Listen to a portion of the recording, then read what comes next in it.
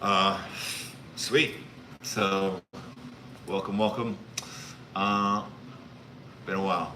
Been a while since I've done a live, and just don't want to go too crazy long. But I wanted to share a couple of things that have been going on in my life and kind of set an expectation for the coming year. So, last week was my birthday. Happy birthday! Thank you. Appreciate that. But last week was my birthday, and it sucked. You know, it was not. It was pretty. It was pretty rough because I've been going through a lot of challenges with my business. I've been going through a lot of challenges, you know, in my personal life as well. And I really had to step back after that and just say, what the heck? What the heck is going on? How did I end up here? Who did this to me? And there was a guy over top of the bathroom sink, and it was all his fault. And if you don't get the joke, it was my reflection. It's me. So I realized, I was the source of all of my discomfort. I was the source of all of my problems. And we could talk about demonic opposition and demonic assignments against us. And when you're moving in the direction that God has for you, there's going to be a demonic attack coming against you. And while that is true, that does not change the fact that I was a tool in the hands of the devil to destroy my own life. And I'm very blessed and I'm very fortunate.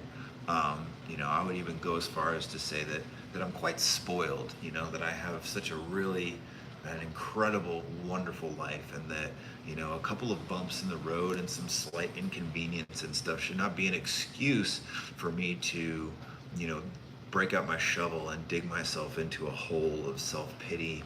And so I took about 2 weeks, I took about 2 weeks to really wallow in self-pity and feel sad for myself, and just basically be afraid of the work that was going to be involved in cleaning up my life. And so that was really what I wanted to just kind of touch on with you here. So the last 2 weeks I've had so many challenges and what seemed like setbacks at the time. And I come to find out that it was really a setup that God had for me, because he wanted to take me from where I was to where he ultimately wanted me to be, or wants me to be in the future. And I could make a lot of excuses, and I've had to tender a lot of apologies in the last couple of weeks, and I have many more to go. But this group has really been a great thing for me. Um, I don't really think about it. I just kind of do it, and I've done you guys a disservice in that way. So it's one thing to just do it, and to be, like I've I haven't been putting in the effort. And so I apologize about that to you guys. And I also apologize for trying uh, to pursue vanity through the group, whether I recognized it or not. We had allowed just the group to kind of become watered down, because I wanted to bring everybody in. And the realization that I've had here in the last really the last week, the last 2 weeks, is just that less is more. And I found myself putting too much on my plate, and um, over promising and under delivering. And not only that, but also breaking promises, not just to other people, but promises to myself, promises to God. And that's a bad thing to do and a bad place to be. So a lot of you guys that are in the group text, you just seen that I just cut the group in half. And and we're going to be keeping a very close eye on the people that are allowed to be in that group text, because this is not just a hey, anybody come in and hang out and be a part, whether you contribute or not. Everybody has to contribute. Everybody has to be a part of this group, or unfortunately there's another group for you out there that's just not this one. And most of the people that are on our YouTube are probably not people who are in our group chat, so that might not be relevant to you. But take that away, though, that we just cut our main group in half, because we want to focus on the quality of the group and the quality of the contributors and the contributions, and not the quantity of the people that are in the group. It doesn't help us to have a great big group full of guys that nobody ever shows up to the meetings and nobody ever engages in the text. Nobody, this group is not just about our Bible studies and our Bible lessons. What Faith Builders is Faith Builders is an interactive accountability group for men. Now, we share these videos with the world, and a lot of women and females, they enjoy these videos and they get to benefit from the videos that we share. So our YouTube and stuff is a little bit different, but really the core founding of Faith Builders was for men, for us to hold each other accountable. And there is something that got lost here within the last year, I would say, but probably building up over the last 2 years, where we just, we're not doing that. We're not holding each other accountable. We're not helping each other to raise our personal standards of excellence. Yes, we're encouraging each other, but we're not holding each other actually accountable. We're just showing each other, or reminding each other, hey, these are the things that we're supposed to be studying, and these are the things we're supposed to be doing. These are the concepts, these are the principles and stuff. But there's no way to individually keep up with so many different people and to make sure that they're actually doing the doing. And if I'm at the top and I'm struggling, and I'm finding that I'm not being held accountable by the people in the group, this group's just as much for me as it is for everybody else. And that's a real ball that's been dropped, that we have lost that we haven't been in this group really challenging each other and really holding each other accountable to not only raising our personal standards of excellence, but also growing in the things of God and improving in these areas.